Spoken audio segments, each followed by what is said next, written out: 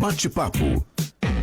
Eduardo Richter, diretor da TransVR, Diego Tomasi, diretor da Tomasi Logística. O Diego Tomasi também é vice-presidente de transportes da Setsergues. O Eduardo Richter é um dos diretores efetivos da Setsergues. Para quem não sabe, a Setsergues é o sindicato das empresas de transportes de carga e logística aqui do Rio Grande do Sul. Nós vamos falar hoje de um dos maiores problemas que nós estamos vivendo de forma estrutural, que é o transporte aqui no estado, o transporte aqui na região sul, porque a situação das rodovias está completamente, a situação está mexida, está diferente, nós não temos mais conexão entre as cidades, o aeroporto não está operando, esse é um outro grande problema que tem influência direta nos transportadores e é por isso que nós vamos tratar desse tema tão importante. Eduardo Richter, bom dia. Bom dia, Moisés. Bom dia, Diego. Bom dia, ouvintes da Rádio Independente. Prazer estar aqui, num momento não muito favorável, não muito bom, né? Mas infelizmente ou felizmente a gente tem que estar aqui e dar o nosso melhor, né? Estamos aqui sendo muito afetados a parte de transporte, parte de logística na nossa região dos vales e todo o Rio Grande do Sul, né? Um pouco diferente do que a gente enfrentou em setembro, né? Que foi um pouco mais regional aqui. E agora, nesse final de abril, início de maio, aí, é uma catástrofe que já é considerada por muitos a maior catástrofe da história da América Latina, né? Então, é um problema humanitário sem precedentes, né? É uma loucura. Diego Tomasi, bom dia. Bom dia, Moisés, Eduardo, todos os ouvintes. Obrigado pela oportunidade de falar sobre logística, né, e transporte, que o momento aí é bem desafiador. A gente está com muitas rodovias ainda bloqueadas, alguns corredores que foram abertos, né, que na verdade eles só permitem a passagem do caminhão, mas não significa que a situação está resolvida, porque tu pega um grande congestionamento, tu estoura um pneu porque está tudo muito esburacado, então o setor está passando por muita dificuldade, mesmo que alguns corredores já foram abertos. Eu quero começar essa conversa, Diego e Eduardo, e eu deixo vocês bem à vontade para discorrer sobre o assunto. Como é que está a conversação com o governo? Porque o Setsergues ele tem pedido um retorno, né, de um pouco mais de agilidade, principalmente na conexão entre as cidades, na melhoria dos acessos. Nós temos um problema jamais vivido, nós estamos também aprendendo com ele, mas eu noto uma angústia muito grande, porque vocês estão esperando um pouco mais de agilidade. É mais ou menos por aí, gente? Bom, Moisés, o Setsergues, como sindicato aí que representa, ao qual eu faço parte, já na segunda gestão e o Diego também, né? Está atuando muito forte em cima disso, né? Junto ao governo do estado e realmente, de certa forma, vamos dizer assim, brigando, e agora tivemos uma grande vitória há poucos dias aqui, onde é que a gente conseguiu, junto ao governo do estado, fazer um acordo, tá? Um maior acordo humanitário, logístico, né, de transporte da história desse país, tá? Então, qual foi esse acordo que foi feito, né? O transportador, o Setsergues, através da sua diretoria, foi lá mostrar a sua preocupação, o gargalo que estava existindo e tudo que o transporte já tinha feito até então, né? E posso afirmar com toda a certeza que não existia um setor como o transporte e a logística que apoiou tanto nesse momento e fez tanto de forma voluntária, através de doações, através de um trabalho privado, né? Só que chegou num momento que não tem mais pulmão, né? E aí o Setsergues, através da diretoria, foi um trabalho assim bastante forte e demandou muito tempo e muitas conversas, né? E se conseguiu fazer, então, esse acordo, como eu disse já, o maior da história do país, um acordo humanitário, onde é que o governo do estado, tá, criou agora um link, onde é que o transportador se habilita, tá, entra lá, se habilita, se credencia, para poder fazer o transporte de doações. E esse transporte, a partir de agora, tu estando habilitado, né, tu vai ser remunerado para fazer. Porque chegou um ponto que tu não tem mais, né? O custo do diesel hoje representa para a grande maioria das empresas 50%, né? O custo logístico é gigante, né? Desvios, o tempo de operação muito maior, né? Manutenção muito maior. Nós tivemos uma série de veículos danificados, com pneus cortados, com suspensão danificada. O que para nós, né, Diego, já era um problema normal, mas agora se agravou de uma forma muito maior que toda a comunidade, todo o Rio Grande do Sul perceber isso daí. Então, assim, existe agora já essa situação aí junto ao governo do estado, tá? Então, qualquer transportador que esteja dentro da lei, esteja dentro do cadastro NTT, enfim, várias situações, ele pode se habilitar lá e ele vai poder fazer o transporte de doações que estão vindo para o Rio Grande do Sul, para as regiões afetadas, e vai ser remunerado sobre isso daí. Uma série de pontos, né, Moisés, que a gente entende que são necessários para a retomada do setor. Então, um dos pontos é esse que o Richter bem trouxe, né, que era a gente perdeu o fôlego de tanto transporte gratuito de doações e a gente precisava de um apoio do governo. Agora o governo do estado trouxe essa solução inicial para o setor. Outro ponto que a gente tem que trabalhar muito forte é a questão das rodovias. Então, a gente pega aqui na nossa região, né, a 130, a ligação entre Lajeado e Arroio do Meio. Eu vejo bastante força de vontade e tal, mas assim, tá precisando sair logo do papel, a gente precisa começar a ver as máquinas ali na pista, né? A gente sabe que uma ponte dessas demora bastante tempo para ser construída, falando do transporte de cargas, né? Mas enfim, já passou da hora de ter alguém ali movimentando e começando a fazer essa construção. Outro trecho muito importante que seja pavimentado é a 129, que é a ligação de Rocaçares até Colinas. Né, agora a gente vê que aquele tempo perdido no passado, né, está nos cobrando preço. Se essa rodovia já tivesse sido pavimentada, seria um pouco menos ruim chegar em Rocaçares e Arroio do Meio, mas tu pega todo aquele trecho ali de estrada de chão, quando chove tu não pode transitar, não tem espaço para passar um caminhão do lado do outro, então a gente está sendo cobrado pela falta de estrutura, né, que a gente sempre teve nas nossas estradas, principalmente. Importante pontuar, a 129 ela não foi feita para o alto tráfego. É isso aí. Ela foi feita para passar um outro carro, um outro caminhão durante o dia. Agora nós temos o escoamento por ali. Está esfarelando. É isso aí, né? Então, por que já não ter sido pavimentada, né? Tem informações que tinha a verba necessária para isso, mas enfim, faltou, né? Eu acho que força de vontade em botar isso aí em prática. Diego, e Richter, voltando à situação da ponte, existe uma garantia de que até o Natal ela esteja operando já a ponte da 130. Vocês acreditam nessa informação? Como é que está essa cobrança em relação a isso? Olha, a gente espera que sim, né? Porque mediante um isolamento que está acontecendo entre Arroio do Meio e Lajeado, né? Nós entendemos que tem que ser prioridade total. Então esperamos que seja cumprido. E só para ressaltar também, outro enorme gargalo, mesmo que esteja liberada a passagem, é a questão da ponte do Arroio Boa Vista, né? Ele congestiona muitas operações, né? Tem transporte de cargas entre Lajeado e Estrela que demoravam 15 minutos, agora está demorando 1h30. Tem que ser resolvido de forma urgente e nos preocupa que a CCR não deu nenhuma previsão ainda. Porque se tu não tem nem previsão, significa que tu ainda não sabe como tu vai resolver o problema.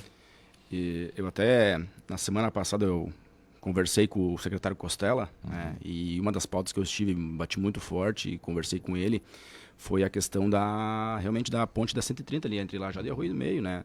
Onde é que, vamos ser sinceros aí, quem transita pela sua rodovia, nos horários de picos, de manhã cedo e final do dia, o cara que for para Arroio do Meio ou vir de Arroio do Meio para Lajeado, ele já levava uma hora e pouco para fazer 7, 8 quilômetros. Então já era um gargalo que nós tínhamos. A gente já estava pleiteando uma pista dupla. Ali. Exatamente. Então assim, agora vamos construir uma ponte ali, por que já não fazer ela dupla, né? Duplicada, né? Então eu conversei com ele e ao mesmo tempo eu parabenizei ele pela ousadia por ser mais, com todo o respeito que eu vou falar agora, por ser uma iniciativa pública. Eu parabenizei ele pela audácia dele de dizer que até 3 de dezembro vai estar pronta essa ponte, mas ao mesmo tempo eu disse assim, Costela, com todo o respeito, isso não é o suficiente. Tem gente que trabalha em Lajeado e mora em Arroio do Meio. Tem gente que mora em Arroio do Meio e trabalha em Lajeado. Como é que faz? Eu, por exemplo, eu tenho funcionários dessa forma, beleza? Dá férias por 30 dias e depois? Né? Então, assim, o problema é muito sério, é muito grave. E como eu disse antes, essa já é considerada a maior catástrofe da história da América Latina. E nós temos que dar a devida importância para ela com o tamanho do efeito que ela faz. Então, assim, nós não podemos ficar dentro do nosso mundo aqui e trabalhando num modo operante normal.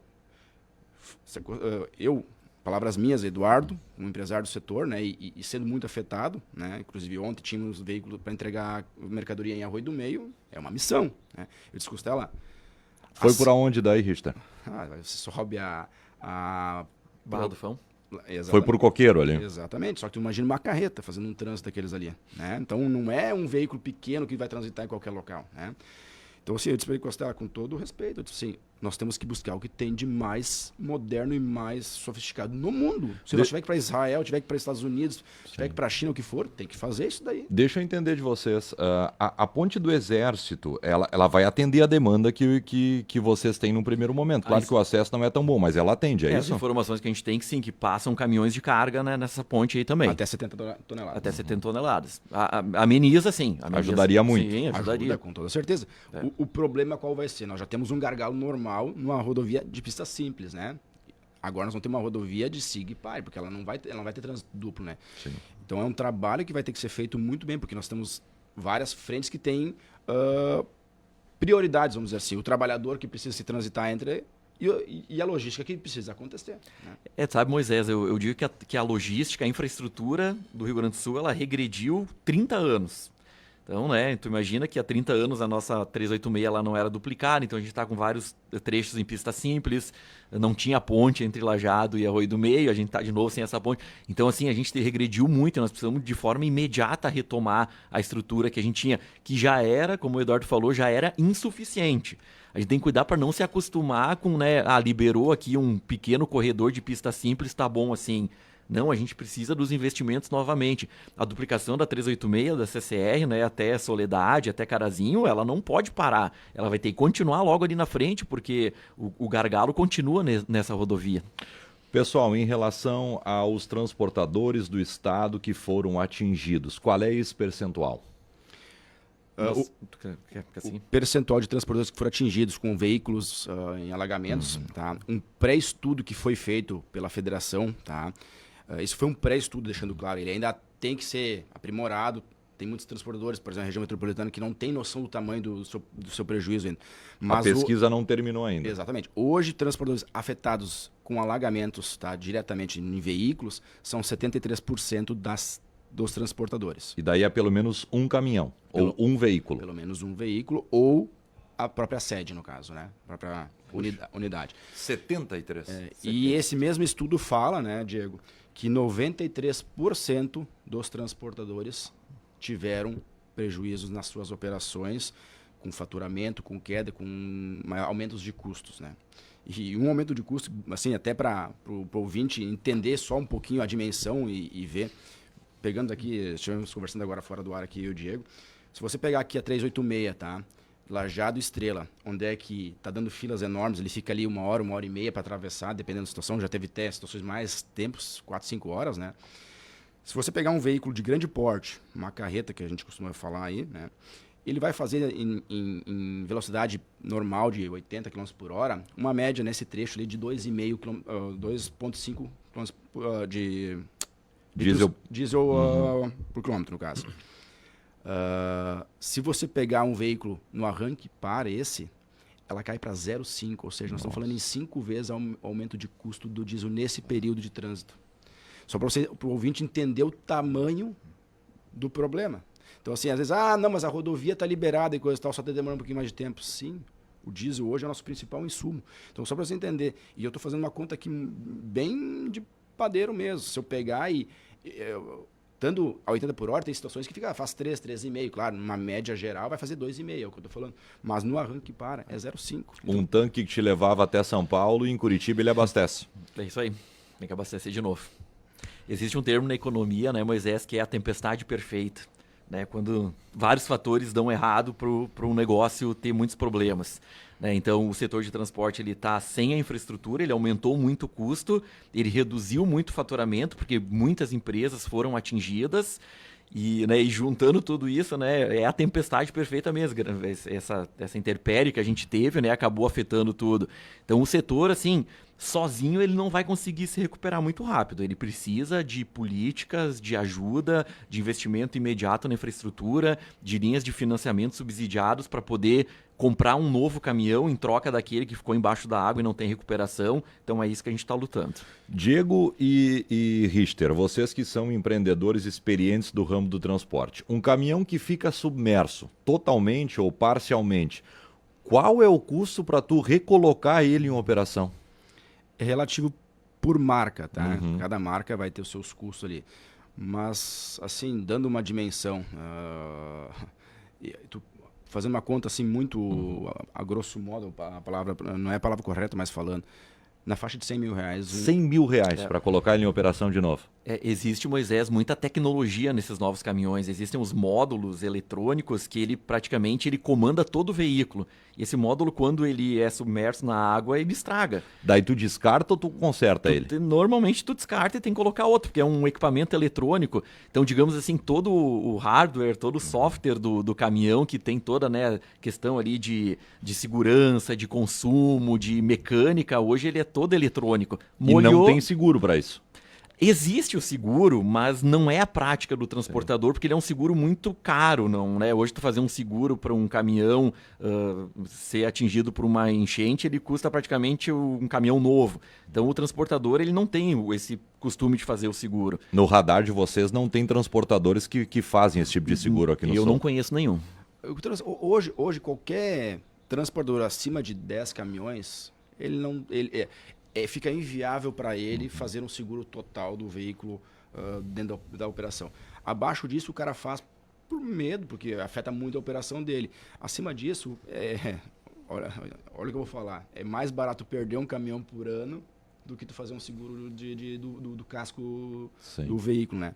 E pegando também essa questão aí do custo, a gente teve na pandemia uma falta muito grande de semicondutores, né?